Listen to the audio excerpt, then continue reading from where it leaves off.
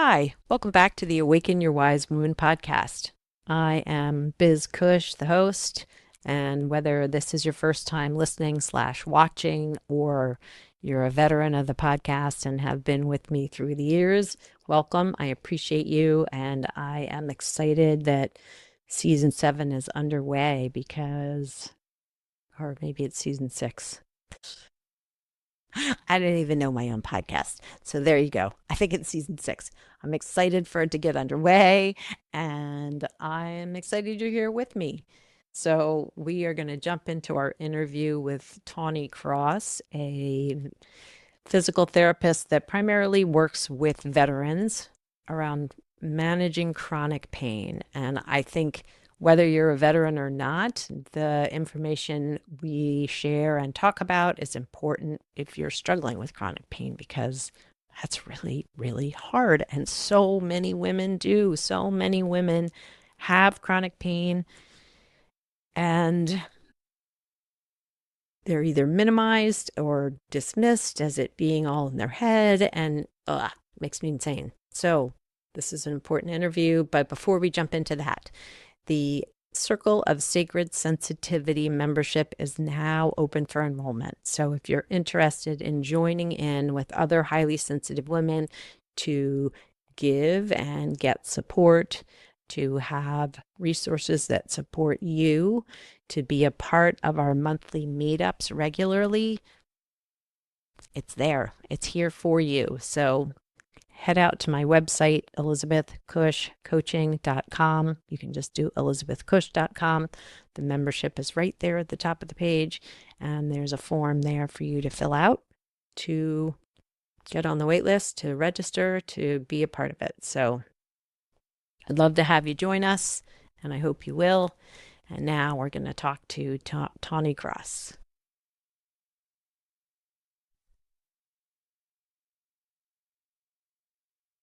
Hi, Tawny, and welcome to the Awaken Your Wise Woman podcast. Thank you for having me here. Oh, it's so nice to have you here. I'm excited to jump into the conversation, but our listeners might not know who you are. So if you could just, share a little bit about yourself, that would be great. Sure. So I am Dr. Tawny Kross. I prefer being called Tawny, and I am a physical therapist by trade. And I've been working for, gosh, 12 years now at the Durham VA, where I live near. And I have had a long history working with veterans with chronic pain. And so my practice grew kind of understanding and learning a lot about the complexity of the nervous system, the body, and what exactly is going on with pain. Because when I came out of PT school, I felt very like, oh, I know how to solve pain. And then I was very much like, no, I don't know anything. Wow. Yeah, like that's how I ended up doing what I do. So, sort of not stumbled upon it, but it sort of came into your world versus like you being a chronic pain sufferer and then learn, trying to help others, which sometimes that's a path too. But yeah. But just having clients that suddenly you have to learn how to help them manage the chronic pain. Absolutely. One of the things that I see a lot is like the statistics show that 1 out of 4, 1 out of 5 people have chronic. When you're working with veterans, just because of the complexity of what they've gone through in their life, stress, all that things, um, you're more looking at like 80-90% of the population. So if you're only looking at it from a purely physical, mechanical angle, it can be very, very daunting and frustrating to see like these people just aren't getting better. I bet. And I know I have clients that have chronic issues, but chronic pain in particular.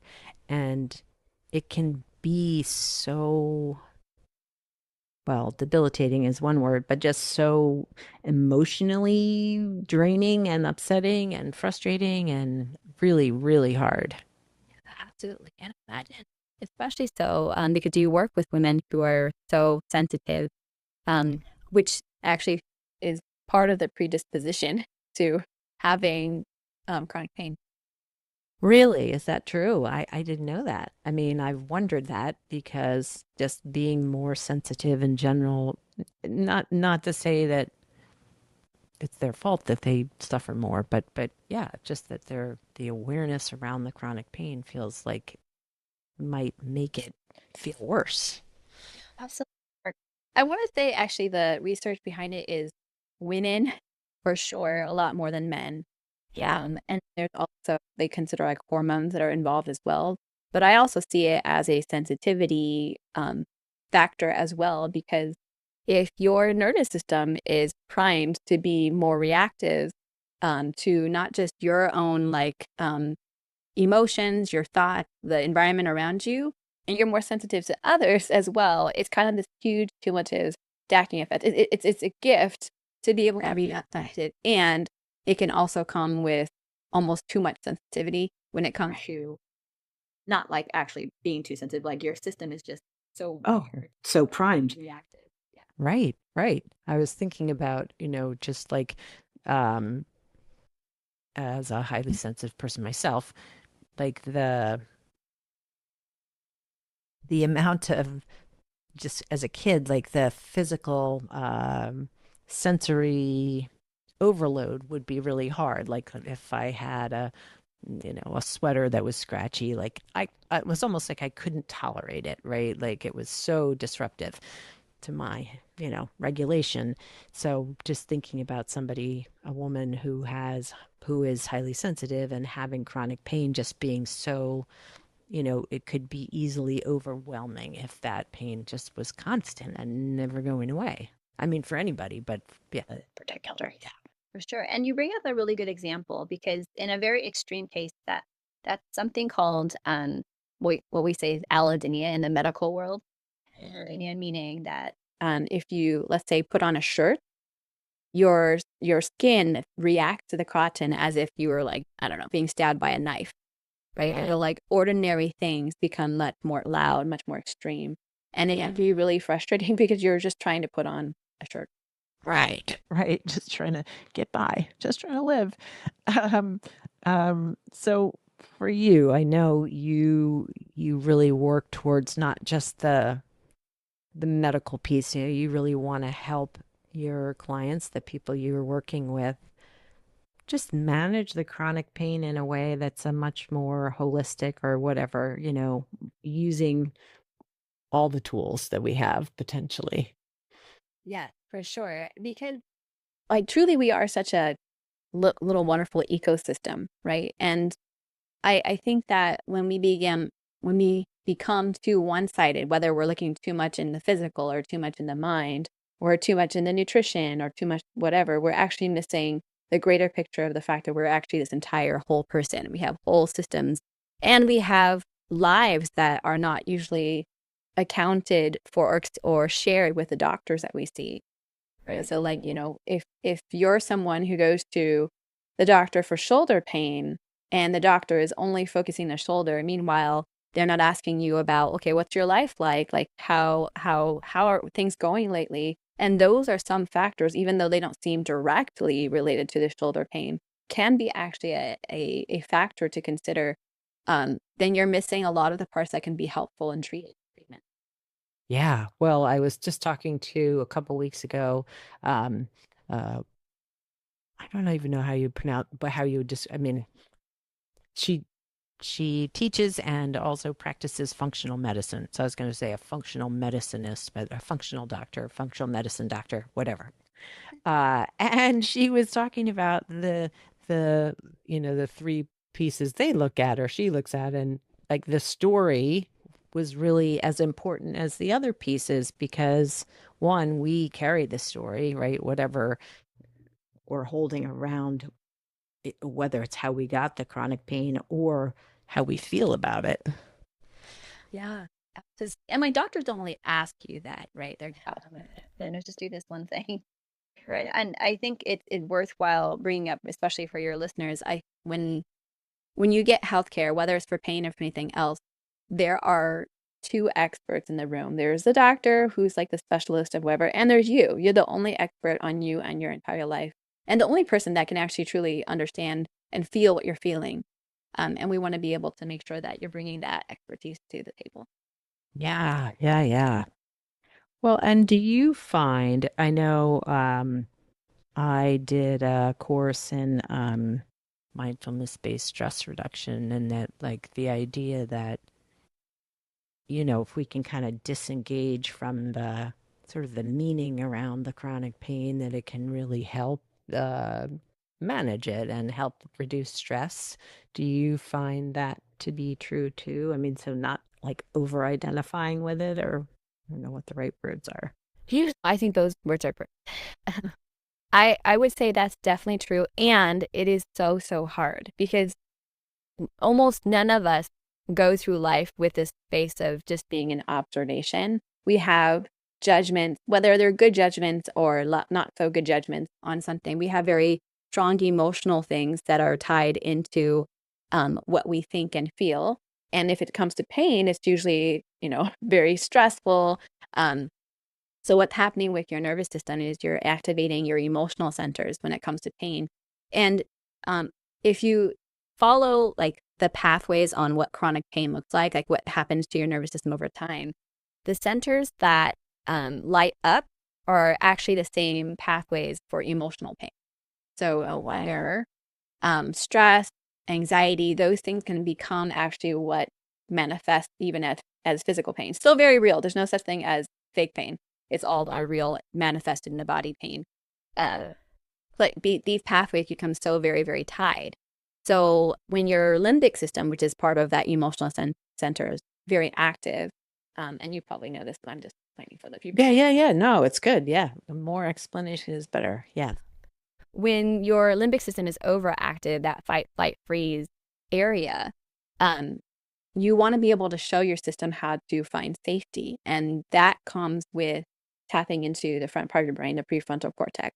And the mindfulness training tend to be a wonderful part of that. And that is, I wouldn't say it's devoid of emotion, but it certainly is more like slower thinking, logic, planning. And it's definitely the spot in your brain that turns on when you're able to be safe. Because if you're, not safe, you probably wouldn't think, oh, I'm being chased by a bear and I need to do homework at the same time. Those two things don't coexist at once. So like you're in that phase of thinking, so mindfulness, you're able to actually switch away from the limbic system activation and to slow your system down and your body can find more safety. Yeah. That feels important. Um, so what, like, in your opinion, like, are there things that need to shift in terms of sort of the medical community and around treating chronic pain? Because honestly, I'm not sure. Although it makes sense. If like I'm not sure any of my clients have been referred to a physical therapist for chronic pain. I mean, I guess it depends on the pain. I guess that's true. But if it's like, I don't know, uh, fibromyalgia or something, are we getting referred to physical therapy for that? Or is that typically like medical doctor and here's your pain medicine? So that's a really great question. I want to say yes and I want to say no. And the reason why I say yes is because we absolutely like pain is actually the main reason people come see, whether it's back pain to fibromyalgia. Um, so to some extent, it depends on the doctor that you see. The doctor has to be like, oh, this person like would benefit from movement because there's a heavy um, volume of evidence for fibromyalgia and exercise, right? Okay. And so they'll send you to PT if they believe that this is something that would be beneficial for that patient. That being said, um, pain care has changed a lot over the course of the past, I want to say even like 10 years or so. So when I was trained in physical therapy, for instance, we still had much of a structural focus, like give you this exercise, give you this stretch. And so when you go out into the community and you get referred for PT, thankfully by some doctor that believes in like movement as medicine, you might actually enter into a space where you have a PT that's practicing in a very traditional, conventional way. That means that you're just looking more at like movement mechanics and like strengthen this or stretch that. But if you're working with a therapist that has more of the latest pain science in their background, they have a little bit more understanding, at the very least, of like what's happening with the nervous system in terms of chronic pain, then you're going to see some therapists that will either be mindful of like the emotional pieces, even if they're not necessarily able to address them. It kind of depends on like how much expertise that provider has. Sure. On the extreme end of things, extreme meaning like you're in my world and you're looking at medicine in a very integrative and holistic fashion, you're going to see a PT that would look at nutrition, that would look at the nervous system, that would look at your life, that would look at pain science, that would look at and all those other things combined.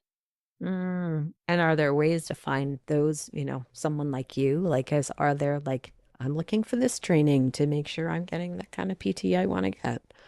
Yeah, I would say if I had to look up some PT just from like Google or something, if I looked at pain neuroscience education, just so that I know that the PT understands what that is, I would pair their name with pain neuroscience education and see if I could find, at the very least, that they understood pain.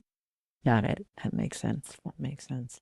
And do you find that, when you are working with your clients, like what are some of the, uh, I don't want to use the word success, but, improvements that they're seeing with working with you? Sure. Um, One of the biggest things is I actually, and I'm sure people hate this because like they're looking for pain to change like right away, but pain is like the long-term thing that we're looking for. So if you're running a marathon, you're not gonna want to be like every step going, "Hey, are we there yet?" Right. That would be bad. Yeah. A long journey. Um, but it would be more around like, is movement starting to feel more expansive? Like, are you going away from just gentle recovery movement where you're like, oh, maybe I shouldn't do that, or maybe I shouldn't do that. And you're starting to expand what you can do. So that is a huge piece of growth. So for example, I've had people who there's just, I can barely walk. And then they're now like, okay, now I think I want to attempt running or I want to attempt like strengthening. So when they're trying to feel more comfortable with their body and they know and can recognize that not every signal they're getting means something is horribly, horribly wrong, that were a huge piece of growth.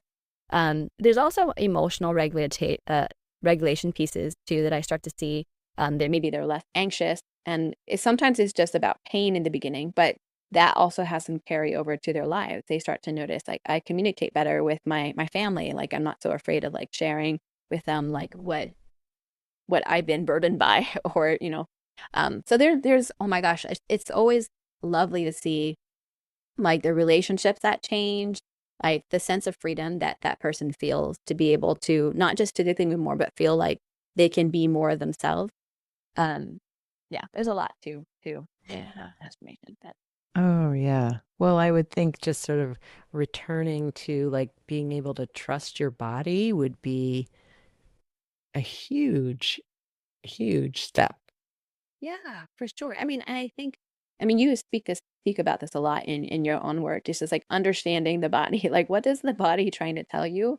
And it's very, very similar with pain care because pain ultimately, even though, we've been trained and taught that it's something scary and maybe it means something's broken or wrong, pain ultimately is your body's best and loud signal. And it's trying to tell you something. And to some extent, absolutely, of course, sometimes there's going to be some physical things that it's trying to talk to you about. And it can also be like, hey, maybe you're teasing your boundaries too much with like this. And it will put a hard foot down and say, no, listen to me. Because it's so good at getting our attention. Yeah, I agree. I do. I think that but we're so good at ignoring our body signals. I feel like that isn't something that we're taught, like to really tune in and pay attention and trust that your body knows what it's doing. I feel like it needs to be taught way at the beginning of our lives, like when you're in grade school or when Yeah. and especially because if you have kids, like you're modeling these things with your kids also benefit from you practicing these skill sets of understanding the body, listening to the body. and what the body's actually trying to communicate. It's not trying to hurt you or harm you. It's trying to help. Uh-huh. And do you find I'm just when you were just saying like your body communicating with you, like I've worked with clients in the past where they were so hyper focused or so sensitive to their body signals that just even the smallest uh I don't know, pain or twitch or sensation, let's say, brought them into this spiral of like, I have cancer or I'm dying or this is way bigger than just I had a little muscle spasm or something like that. Have you found that with some of any of the people you've worked with? Yeah.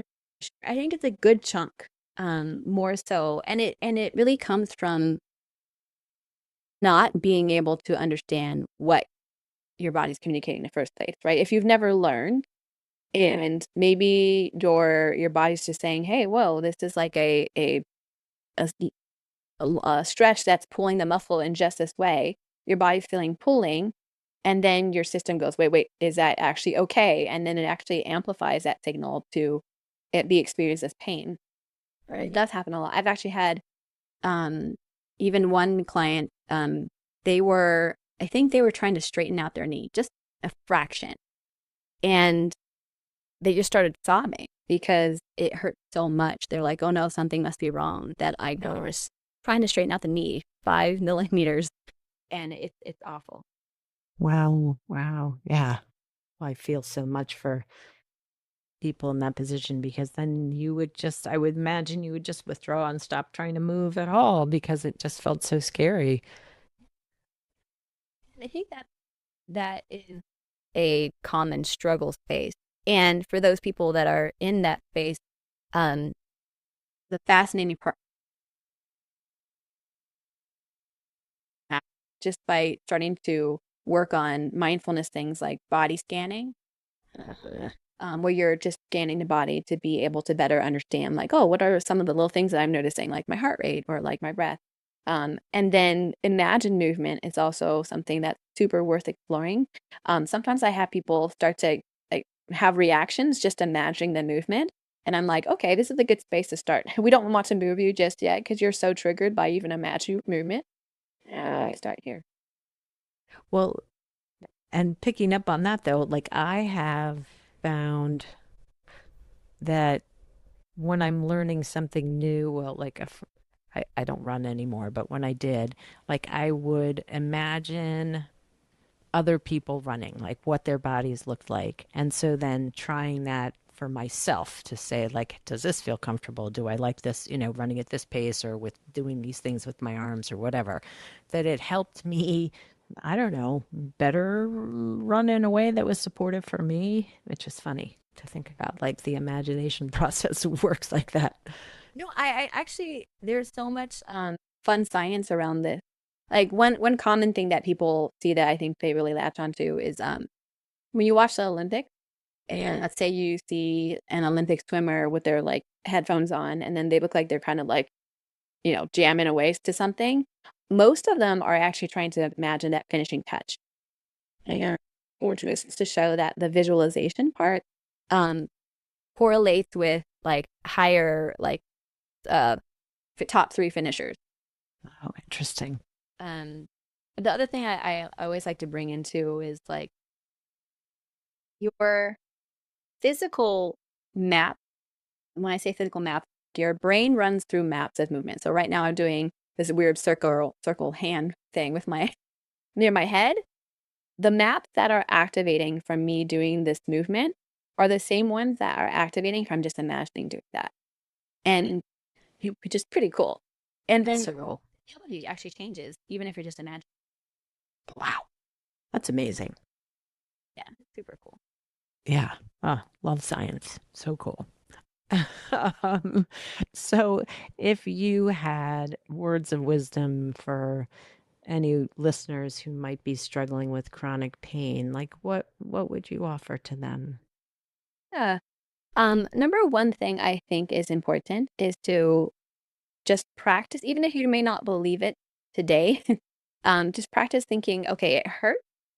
And it's not the same thing as brokenness or something being harmed. Just having that as like, because most people will be like, uh-oh, is it my herniated disc? Is it my blah, blah, blah, blah, blah? When in reality, it might just be your nervous system is feeling triggered by something. And it could be something emotional, nutritional, not necessarily physical. And the second thing would be taking the time to, I don't know if this is the best way to say it, like, quote, slow your roll, unquote, because we're so fast at thinking and reacting. And if we just took the time, even 30 seconds, to just check in, like, what am I noticing right now? And can I slow myself down and maybe ask myself, like, what would be supportive for me right now? What would be helpful? Um, rather than being immediately into a state of reaction. Now that might be a simple thing. It's also something that comes with practice.